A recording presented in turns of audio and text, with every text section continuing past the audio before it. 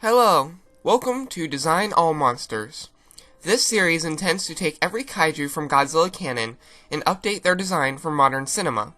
However, in this bonus episode, I diverge from the beaten path of Godzilla's various allies, enemies, and rivals to create an all-new kaiju.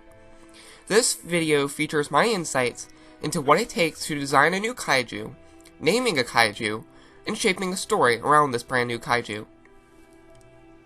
But before we can have a cool kaiju, we need a cool story to place him in. Usually, good kaiju stories are rooted in real-life tragedy, such as the ties Gojira 1954 shares to the atomic bomb droppings of Hiroshima and Nagasaki, or the influence the recent Fukushima power plant disaster had on Shin Godzilla. Kaiju are very much psychological concepts that can be used as heavy symbolism for terrible incidents, generally viewed as being beyond man's control. They often serve as a story writer's warning to the rest of the world, or as a way to help a nation cope with recent tragedy.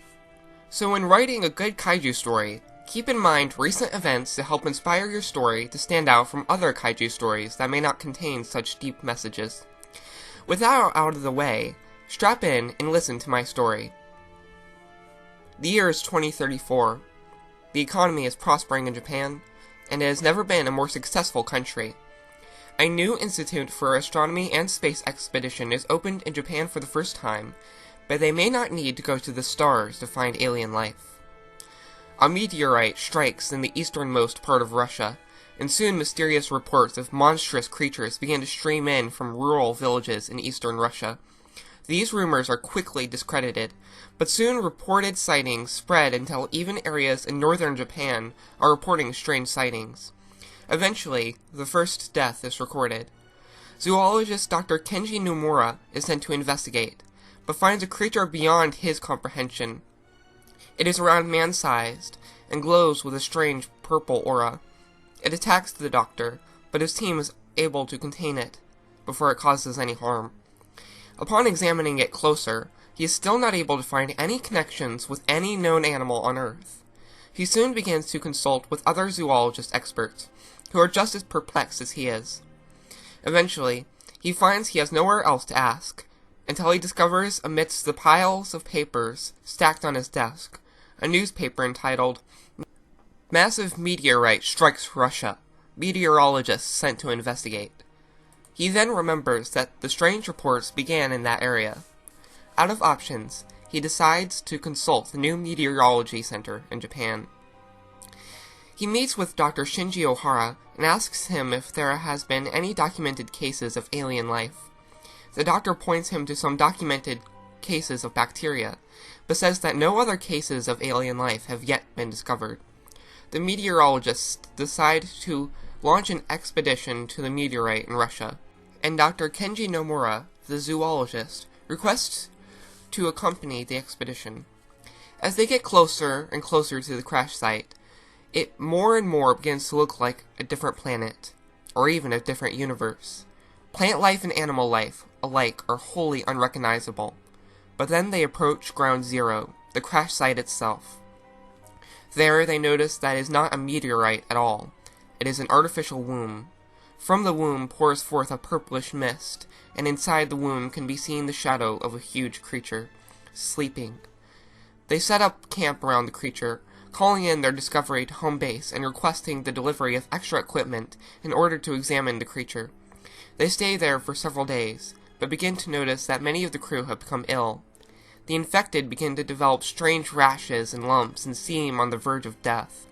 However, towards the 6th day, their vitality suddenly returns, but then they begin to take on symptoms of insanity, and their eyes turn yellow. Towards the 10th day, they turn violent and begin to develop claws and sharp teeth, and their pupils become slits. The meteorology team is forced to send these members back for treatment, but by the time they arrive back at the facility, they are unrecognizable as humans. Dr. Kenji, the zoologist, realizes that the ones most likely to get infected are the ones closest to the purple mist. He takes a sample of the mist and finds that it does not resemble anything found on Earth. Then Dr. Kenji gets a call from the lab back in Tokyo. They analyzed the sample of that strange creature Dr. Kenji encountered a few months ago now. They found traces of rat DNA, along with an abundance of some foreign structure inside its DNA. Dr. Kenji sends back a sample of the mist, which matches the foreign structure found in the mutated, beyond recognition rat. Dr. Kenji then discovers that the mist is coming from the creature inside the womb. The United States government, seeing the potential disaster on their hands, takes over the operation and sets up a military base around the dormant creature, and declares the area a quarantine zone. They study it for 6 months, trying to figure out how to kill it. Finally, they believe they have a chemical agent which can kill the beast. They test it out on the creature, sending an explosive meant to open the womb and release the antidote to the purple mist, which they believe will disrupt the creature's vital functions and kill it. The womb is indeed broken, and the green cloud of the antidote fills the central room. Nothing can be seen through the giant glass wall of the observation room. Then suddenly, a giant claw smacks into the glass, cracking it severely. A giant red eye appears in. Then the claw rams the glass again, and it breaks. The creature, a 90-foot Goliath when standing on its hind legs, breaks out of the base. It then makes a steady path towards Tokyo. The military is ineffectual to stop it, and several different versions of the antidote are attempted against the monster, to no avail. The creature steadily grows in size till it towers at 500 feet tall when standing upright. Meanwhile, Dr. Kenji works desperately to invent an antidote of his own, testing vial after vial against infected individuals, to no avail. Shusuke Nakajima, an employee of the base that housed the creature, begins to get suspicious at the base's intentions. The best minds in the world had 6 months to collaborate and study this creature in an extremely well-financed government project, and none of them could get it right. He begins to investigate behind the scenes as to the real motive of the operation.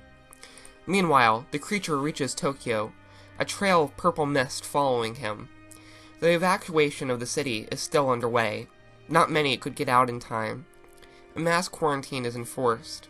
The creature has a massive showdown with the military at Tokyo Tower, but none of their best weapons are able to do anything against him.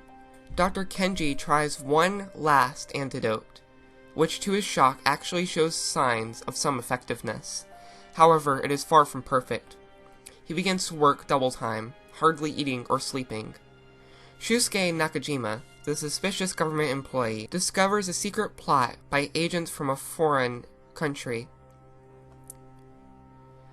enemies of the American and Japanese governments, to make an antidote, quote-unquote, that would actually strengthen the monster rather than weaken it. Dr. Shusuke Nakajima tries to alert the Japanese government, but the agents find out about it and try to kill him. Shusuke is sent on the run from the authorities, quote-unquote, as he cannot trust anyone in the government lest they be a foreign spy. Weary from running and in need of shelter, he contacts an old friend from college, Dr. Kenji, the last person he can actually trust, and asks for shelter. Dr. Kenji gladly takes Shusuke in and informs Shusuke of his antidote experiments. Shusuke points out that he needs someone to actually administer the antidote to the creature, and informs Dr. Kenji that the government can no longer be trusted because of infiltration from foreign enemies. Dr. Kenji is distraught to hear this, but Shusuke volunteers to be the one to administer the antidote to the creature. He knows that this is a perilous mission from which he is not likely to return, but he does not care as long as he stops that thing from destroying his beloved homeland. Dr. Kenji reluctantly agrees to let him do it, and designs an explosive missile designed to be shot into the creature's mouth. Shusuke takes the missile launcher and heads off to Tokyo Tower, where the creature has made its home. He drives straight to the creature and fires upon it several times with his pistol, which fails to draw its attention. Finally, he is forced to enter one of the abandoned apartments and start a gas leak which he ignites to explode the building and get the creature's attention. This works, and the creature chases Shusuke, who is in his car, all around Tokyo. Finally, Shusuke's car is wrecked, and he is at the mercy of the towering Goliath. All hope seems lost, but then the creature roars at Shusuke, providing a perfect shot. He takes it, and lands it directly down the creature's throat into its stomach. The creature roars in agony, then disintegrates to dust. The disaster is over. Shusuke survived and is viewed as a hero by the general public. He is able to uncover the foreign plot to the whole world live on television, launching an investigation which gets several political figures arrested for treason. Dr. Kenji becomes widely renowned as the man who stopped the alien creature and saved Japan, along with Shusuke, and receives as much scientific funding as he could possibly need to discover 1,000 more species. Dr. Shinji Ohara, the meteorologist, launches an expedition into the unknown reaches of space, still searching for the alien creature's home planet. Something designed that womb the creature was encased in. This he knows, and he intends to find them. The United Nations begins a secret project to create an advanced weapon just in case a creature like this returns. The Earth breathes a collective sigh of relief. The disaster is over.